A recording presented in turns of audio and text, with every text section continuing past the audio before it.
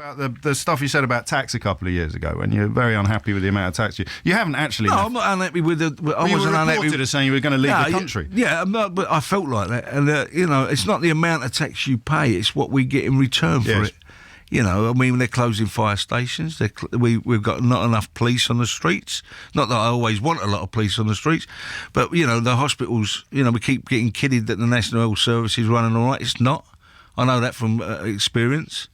With my father being in there and all that, and I've seen it. So don't kid to me that my taxi is going to the right places, because it's not.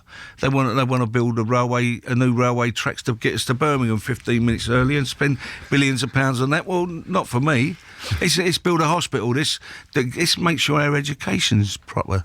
So just more kids go to school and learn. So and that's what I was wondering. If I'm going to pay the amount of tax that we all pay, yes, then I'd like to see where it goes. I'd like to spend it on the things that we all want it spent on. Is it frustrating when you speak your mind and then open up a newspaper and don't recognise much of what you suppose? Sometimes, yeah, because they move the dots and all that. But, that's if I want to open my mouth, I've got to expect that, But you couldn't live at least on a radio station, you can say what you want and it's listened to. And you can press rewind. And the way you are. Yes, so exactly. if you say something that's wrong, then it's up to you. You've said it, And you wouldn't want to actually live anywhere. I mean, you sort of...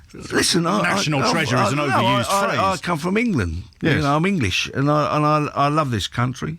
I love living here. But some of the people, it's the same thing as Tubal Cain. You give a man power and they abuse that power.